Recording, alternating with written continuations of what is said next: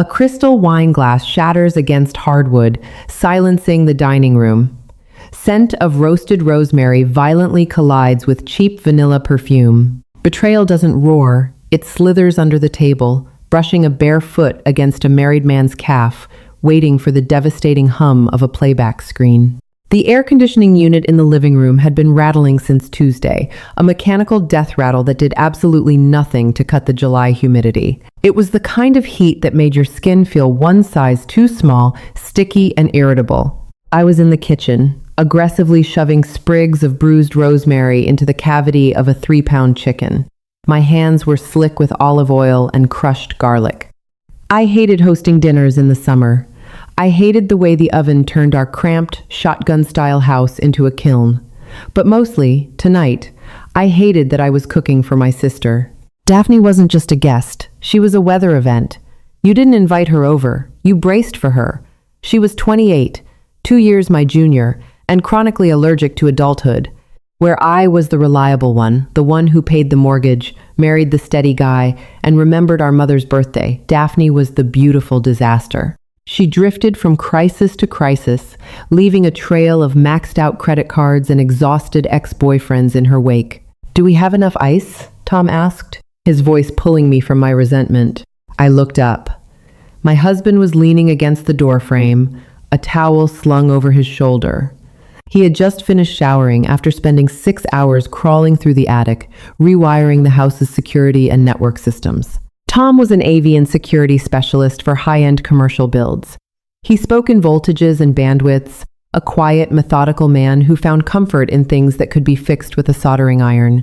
"Check the freezer," I said, wiping my greasy hands on a dish towel.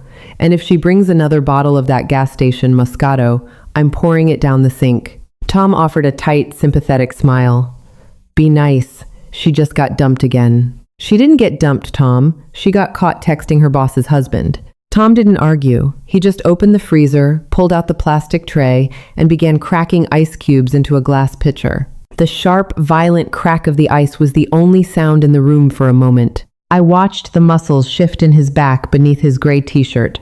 I loved him for his patience, for the steady, unmovable weight of him. I needed that weight to keep me from floating away into the chaos my family constantly tried to drag me into. The doorbell chimed, a harsh, electronic chirp that Tom had installed last month.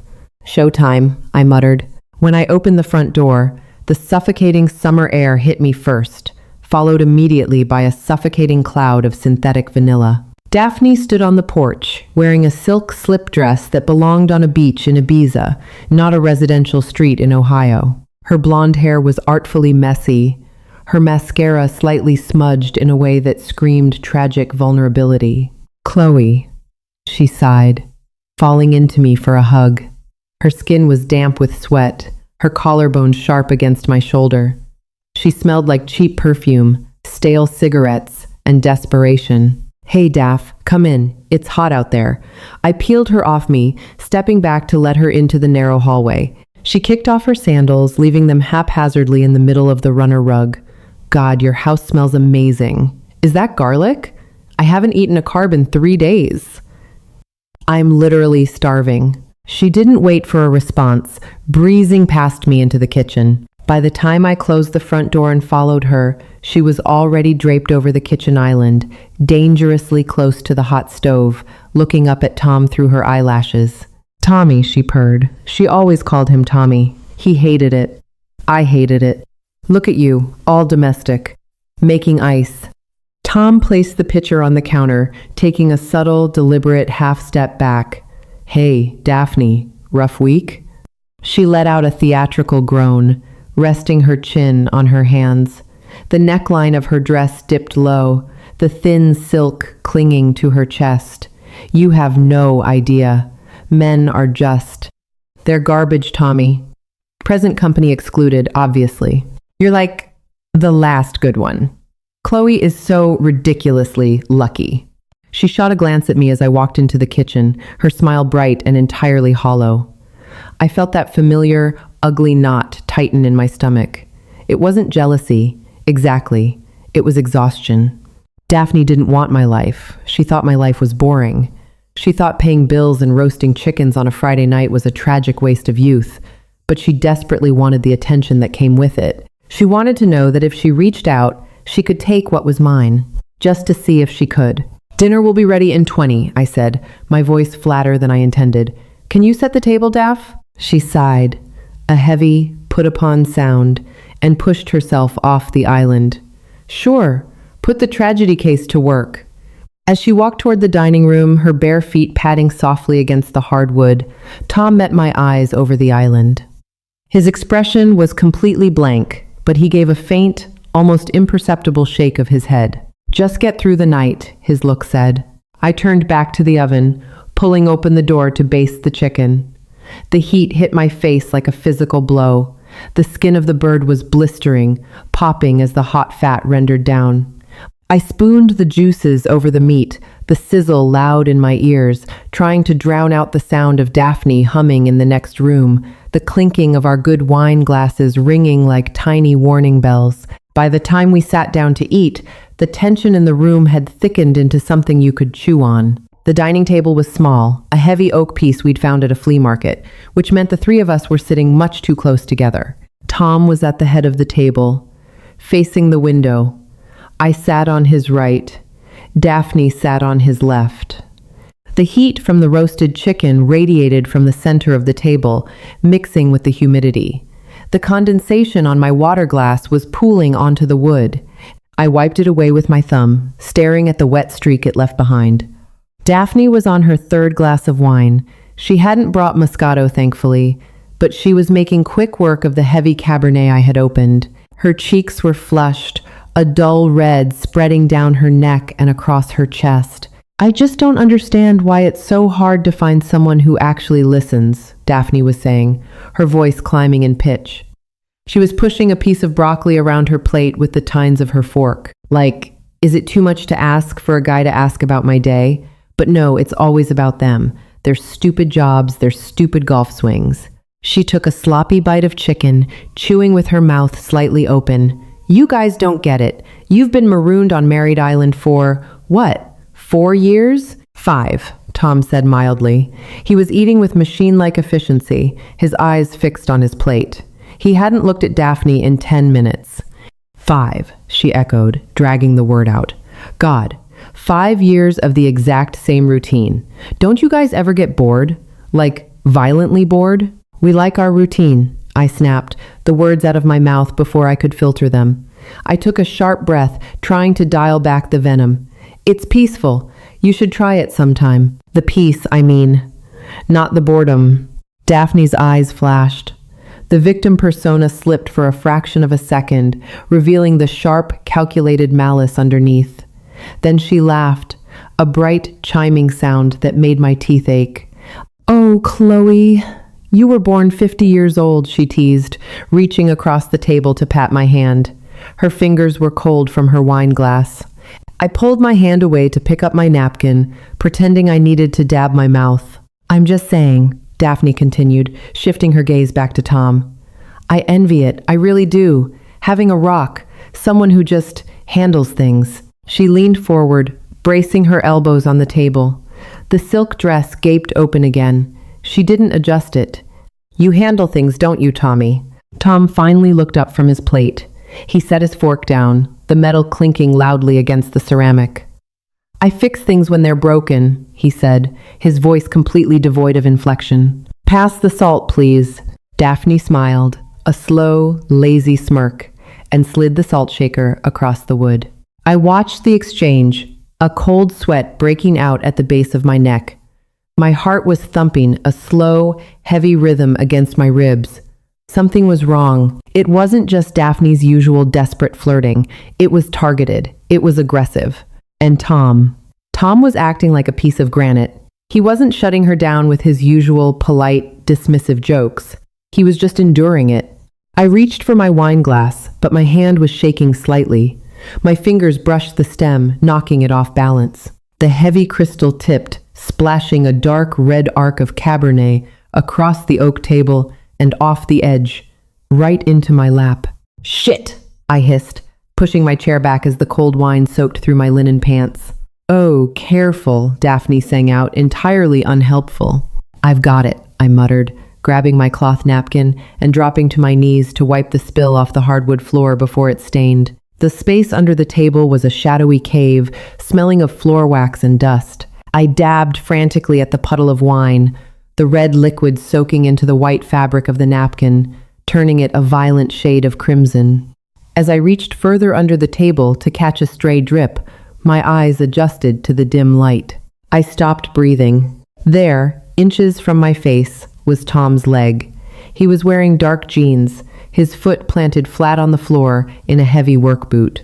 And, resting lightly, intimately, against the inside of his calf, just above the ankle, was Daphne's bare foot. Her toes, painted a chipped, glossy red, were slowly, rhythmically stroking the rough denim, up, down, a sickeningly deliberate caress. My brain short-circuited. The world narrowed to that single, repulsive point of contact. The red toenails against the dark blue fabric, the absolute stillness of Tom's leg. He wasn't pulling away, he wasn't kicking her off. He was just sitting there, letting her do it. A wave of nausea hit me so hard I had to press my palm flat against the floorboards to keep from falling over. The smell of the roasted garlic, the wine, the vanilla perfume, it all coalesced into a rancid, suffocating stench. Say something. The thought screamed in the back of my skull. Grab her ankle and snap it. Yell at him. Do something. But my body refused to obey. I felt a hot, pathetic prickle of tears at the corners of my eyes. I was paralyzed by a profound, humiliating cowardice. If I screamed, the dinner was over. The illusion was shattered. I would have to face the fact that my sister was trying to screw my husband, and worse, that my husband might be letting her. I couldn't do it. Not yet. I wasn't ready to detonate my life over a dropped napkin. I squeezed my eyes shut, swallowed the bile rising in my throat, and wiped up the last of the wine. When I sat back up, my face felt like it was on fire. I avoided looking at either of them.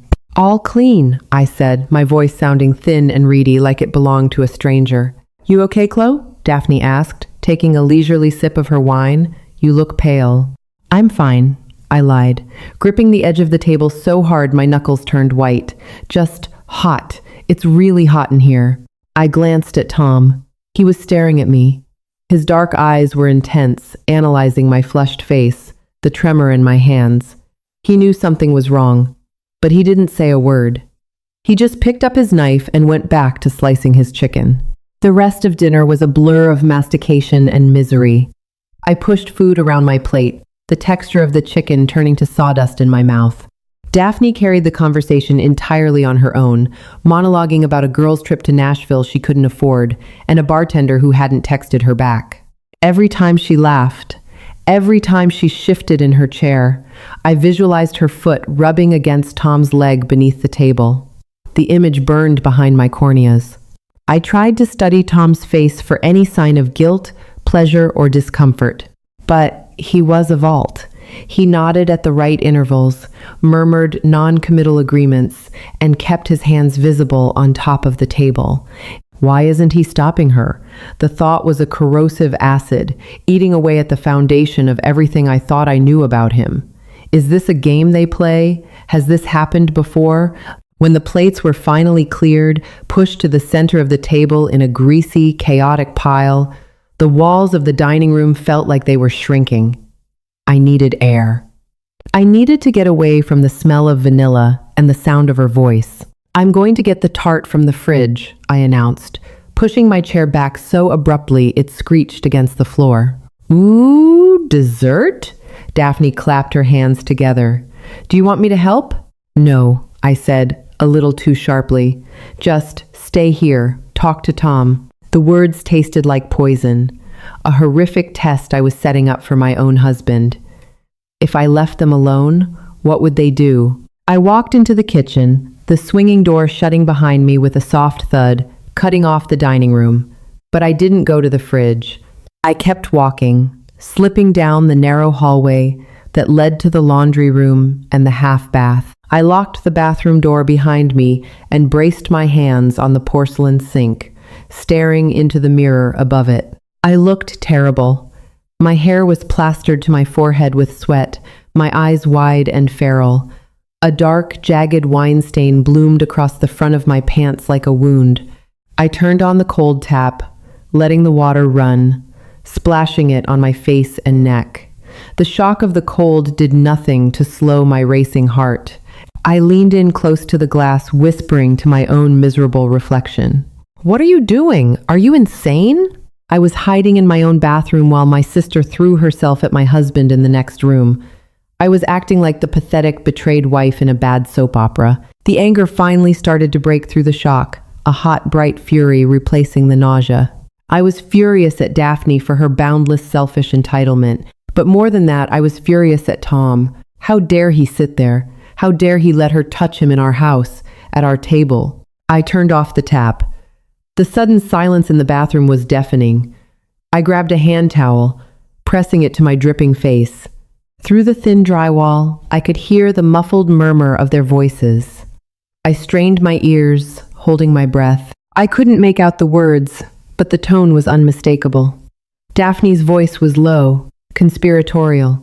A soft, breathless laugh. Then, Tom's voice, a short, sharp rumble. It didn't sound like a joke. It sounded serious, urgent. I dropped the towel. My chest tightened until it was hard to draw breath. I had given them 5 minutes. What exactly had I given them time to do?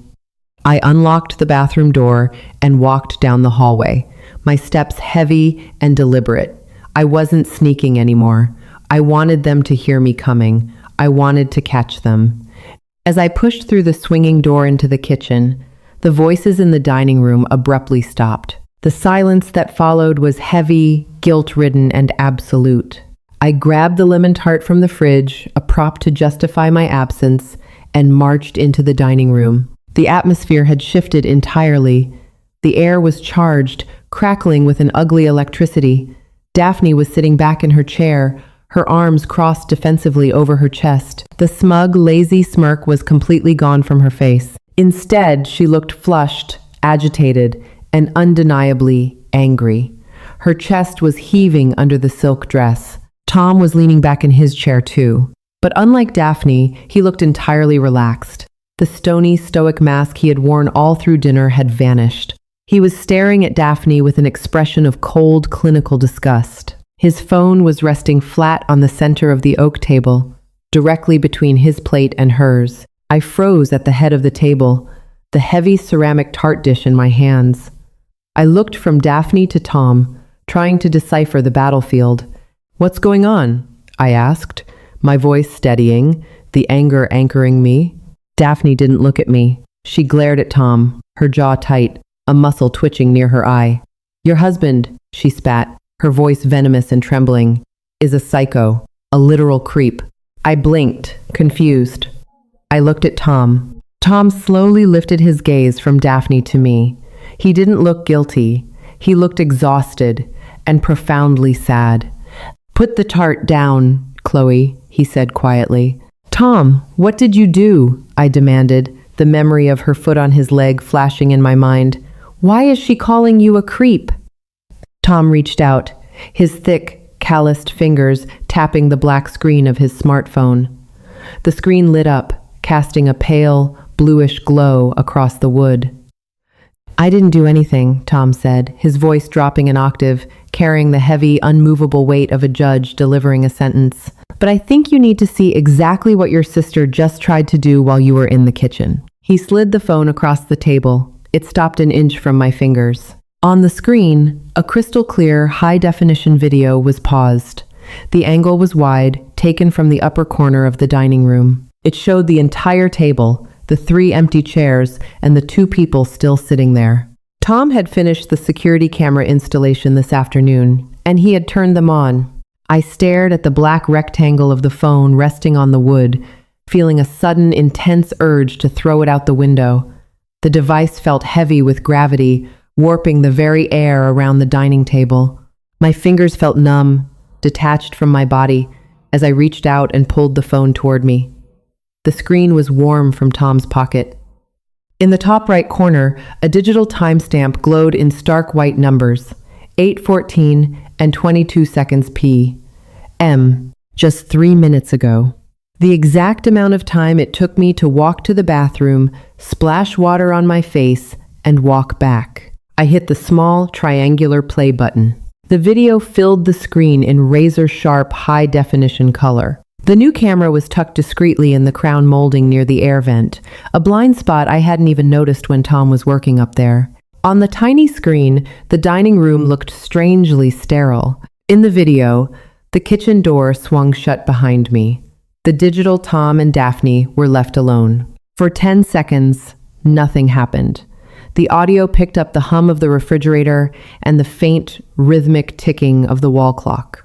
Then, on the screen, Daphne moved. She didn't just lean across the table, she slithered. She pushed her empty wine glass aside and dragged her upper body across the oak, the silk dress shifting dangerously low. Her face was flushed, her eyes heavy-lidded and fixed entirely on Tom. The microphone caught the rustle of the fabric. It caught the wet, sticky sound of her lips parting. "She's going to be in there for a while," Daphne's recorded voice whispered. It sounded entirely different through the phone's speaker, stripped of its usual flighty, victimized tone. It was predatory, flat, intentional. She always has to take a minute to hyperventilate when she's stressed. It's pathetic, honestly. My stomach bottomed out. The air in the room vanished. Hearing her call me pathetic, with that casual, effortless cruelty, hurt worse than the physical betrayal. It was the sound of a 26-year-old Bond being casually tossed into a wood chipper. On the screen, Tom didn't flinch. He sat perfectly still, his hands resting on his thighs, out of view of the camera. "She's stressed because of you, Daphne." Daphne laughed. A low, breathless sound. She reached out, her hands sliding across the table, her manicured fingers grazing the cuff of Tom's shirt. "No. She's stressed because she's suffocating, and you're suffocating too. I see the way you look at me, Tommy." "I don't look at you," Tom said. His voice on the recording was a flat line. "You didn't pull away," Daphne purred. Her hand moved higher, attempting to grasp his wrist. "Under the table, I felt you. You liked it. You're just playing the good soldier." My eyes darted from the screen to the real Tom sitting across from me. He was watching my face, his jaw clamped so tight a tendon fluttered beneath his ear. On the video, Tom finally moved. He leaned back, pulling his arm completely out of her reach. He looked directly at the crown molding in the corner of the room. "I didn't pull away," Tom said to the digital Daphne, his voice ringing with absolute, chilling clarity, "because I needed to be entirely sure the ceiling camera had a clear, unobstructed angle of exactly what you were doing. And I needed the microphone to catch you admitting to it." The video showed Daphne freezing. The seductive smirk slid off her face like wet clay, replaced instantly by wide, blank panic. "Look up, Daphne," Tom's recorded voice commanded. "Top left corner. Small black lens." Daphne's head snapped up on the video, and then the video ended. I sat the phone down. The screen went dark, plunging my reflection into the black glass. The silence in the dining room was heavy, suffocating, pressing against my eardrums until they rang. I looked at my sister. She was backed into her chair, her arms wrapped around her stomach as if she were cold. The flush of wine on her chest had broken out into angry, mottled red hives. She wasn't looking at me. She was glaring at the table, her chest rising and falling in rapid, shallow jerks. "Daphne," I whispered. My throat felt full of sand. She snapped. "It's a trick!" she shrieked, the volume of her voice violently shattering the quiet. She leaped to her feet, the chair scraping backward with a deafening screech. "He's a freak, Chloe!" "He's a paranoid, controlling freak. Who sets up cameras in their own dining room? He entrapped me. He practically begged me to do it." "He begged you?" I repeated, my voice hollow. "You rubbed your foot on his leg while I was sitting right next to you." "Because he was giving me signals," she screamed, her face contorting into an ugly, desperate mask. The victim persona was back, weaponized and frantic. She pointed a shaking finger at Tom. "He's a liar. He's trying to isolate you. He knows we're close, and he hates it." "We aren't close, Daff," I said softly. The realization hit me with the weight of an anvil. You just use me. You use me to pay for your mistakes, and you use me to feel better about yourself. Oh, screw you, she spat, tears of pure rage finally spilling over her mascara. You think you're so perfect? With your boring, sexless little life and your sociopath husband who secretly records people, you deserve each other. You're both sick. She grabbed her purse from the floor, her movements jagged and uncoordinated. She slung it over her shoulder, her eyes wild, searching for something else to hurt us with. Her hand lashed out. She swiped her arm brutally across the oak table. Her knuckles caught the heavy crystal wine glass I had poured for her. The glass launched off the edge.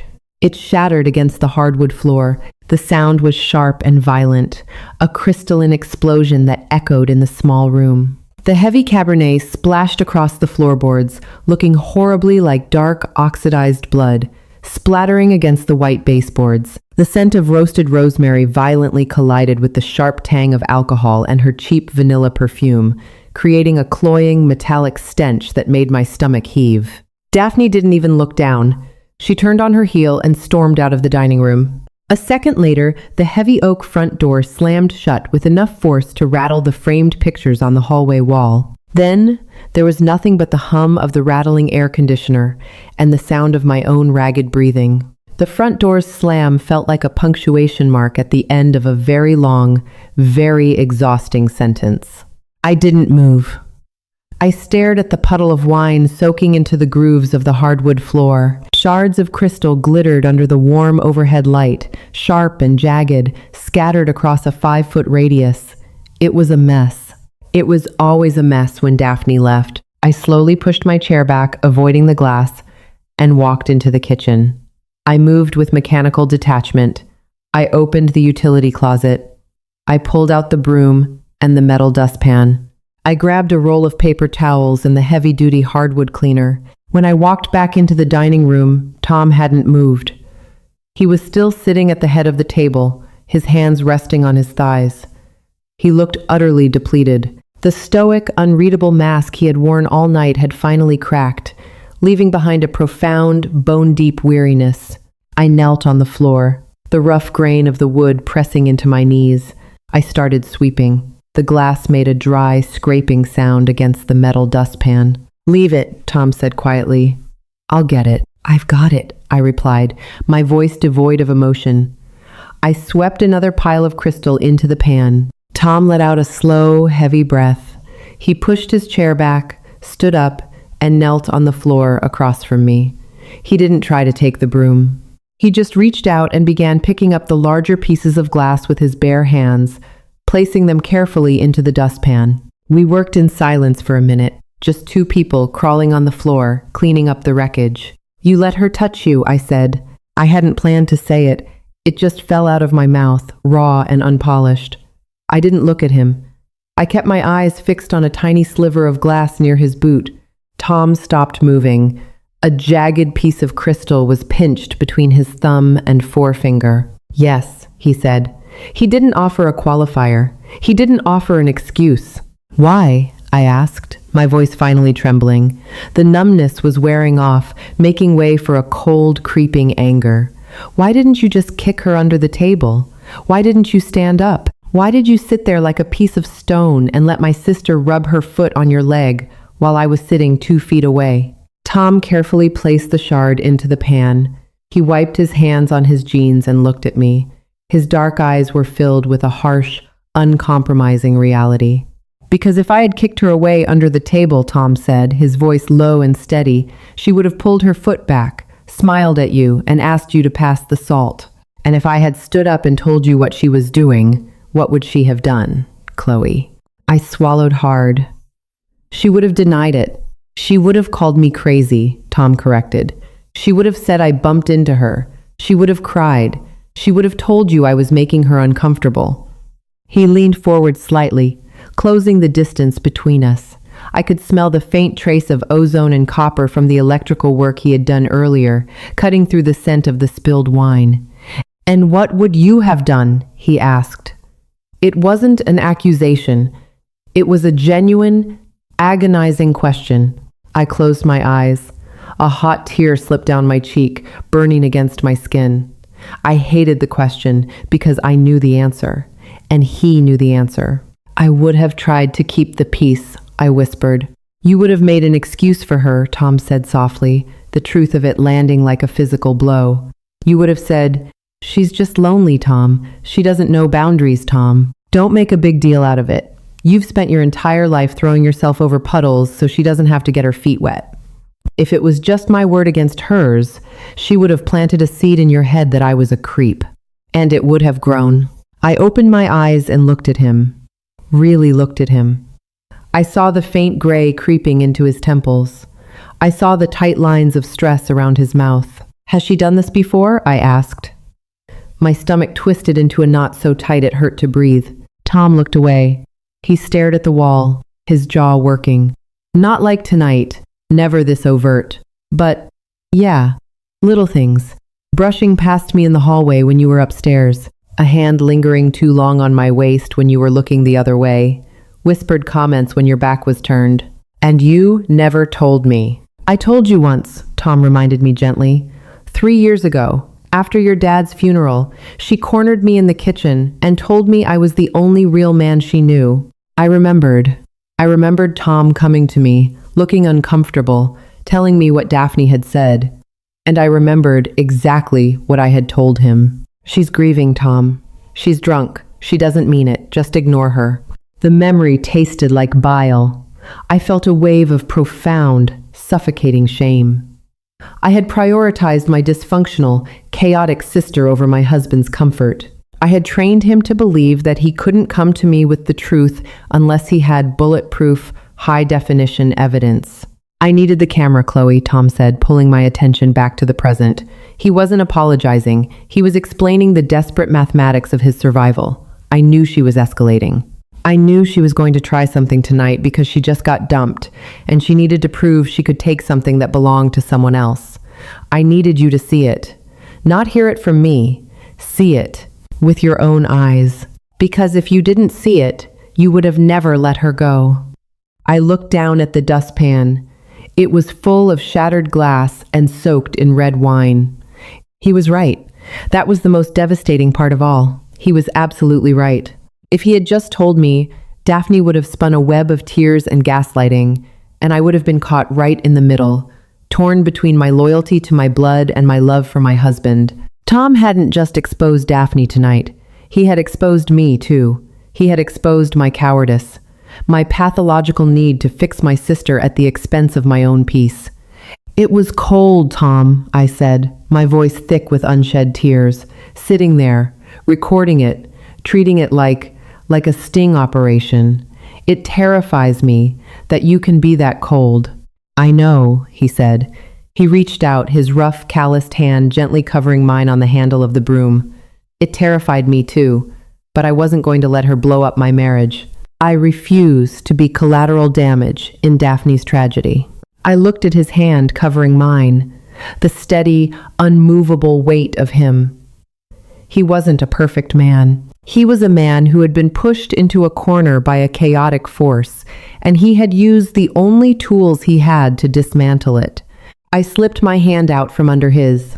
Tom's eyes widened slightly, a flash of genuine fear finally breaking through his stoic exterior.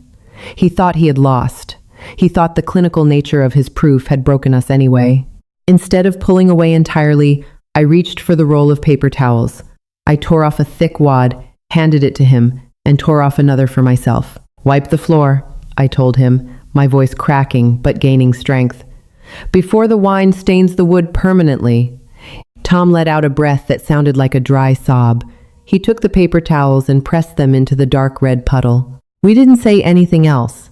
We just knelt there on the floor, working together in the oppressive summer heat. The rattling air conditioner finally clicked off, leaving behind a heavy, exhausted silence. The scent of vanilla was fading, slowly but surely, replaced by the sharp, clean smell of chemical floor polish. My sister was gone. The illusion of my family was completely shattered, swept up in a metal dustpan sitting between us. But as I watched Tom scrub at the floorboards, his shoulders tight with residual stress, I realized something important. The house was finally quiet. And for the first time in my life, I wasn't going to go out into the storm to chase her.